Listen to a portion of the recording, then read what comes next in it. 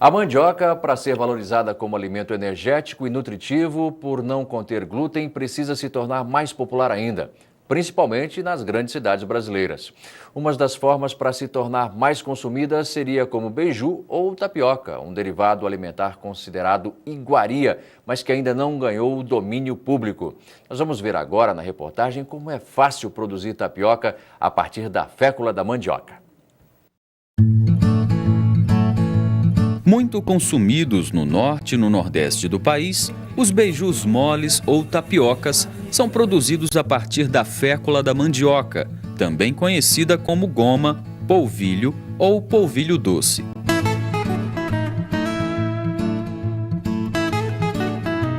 É muito fácil fazer a tapioca. Além da fécula, usam-se apenas água potável e algumas pitadas de sal. Tem sido crescente o uso de derivados da mandioca na mesa do consumidor brasileiro.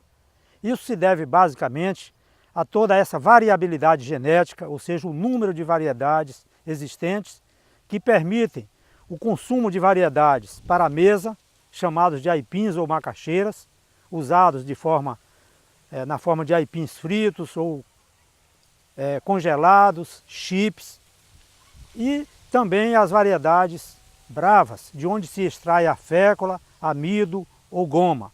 Essa versatilidade de usos da mandioca a qualificam, como muito acertadamente o padre José de Anchieta a batizou de pão da terra ou pão dos trópicos. Nos dias de hoje, podemos seguramente afirmar que a mandioca é a raiz do Brasil, uma riqueza ainda muito pouco conhecida. Dobradas ao meio ou em formas de panqueca, as tapiocas podem levar apenas manteiga ou recheios de queijo, calabresa, banana, frango, coco e brigadeiro. A fécula é facilmente encontrada em feiras livres e supermercados de todo o Brasil, mas também pode ser feita em casa, pelo próprio consumidor, com raízes de aipim ou macaxeira. O processo é muito simples. Descasque e lave as raízes, cortando em pedaços pequenos. Também pode-se utilizar o aipim congelado. Corte em pedaços pequenos e leve ao liquidificador para bater com água. A proporção é de 1 parte de aipim para 4 partes de água. Depois, bater por 1 minuto, indo da velocidade mínima para a máxima. Em seguida, coe a mistura em coador de café feito com tecido. Deixe decantar numa vasilha por 1h30. Escorra a água na pia. Enxugue a goma assentada no fundo da vasilha com um pano seco ou uma toalha até que não se veja mais nenhum brilho de água. Esfarele a goma úmida assentada, juntando pitadas de sal e passe o produto numa peneira fina. Aqueça bem uma frigideira ou caçarola de fundo antiaderente, deixando-a em fogo mínimo. Peneire novamente a goma úmida sobre a frigideira, esperando que as bordas comecem a levantar. Vire a tapioca para aquecer também o outro lado. Volte à posição original e coloque o recheio doce ou salgado. Dobre ao meio como um pastel ou enrole como uma panqueca. Outra opção é usar a tapioca pronta com recheios feitos geralmente para pizza. Leve o disco de tapioca ao forno numa forma. Em pouco tempo, assim que os ingredientes aquecerem e o queijo derreter, está pronta a pizzaioca. E o grande sucesso foi a pizza feita com 100% de fécula. Essa pizzaioca nos trouxe uma vantagem de atender os nossos clientes que são celíacos. Então nós conseguimos com isso alcançar mais uma parcela do mercado.